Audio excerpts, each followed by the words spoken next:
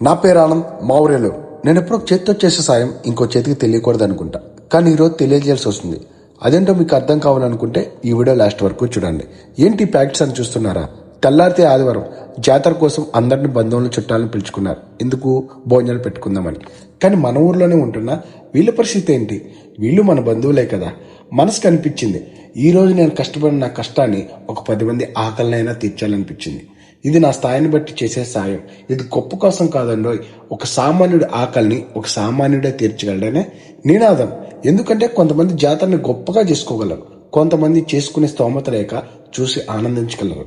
మీరు మీ బంధువులకి భోజనాలు పెట్టుకుంటారు కదా, పెట్టుకున్న తర్వాత ఏమైనా కొంచెం మిగిలితే మీ పక్కన వాళ్ళకి, లేని వాళ్ళకి పెట్టడానికి ప్రయత్నించండి.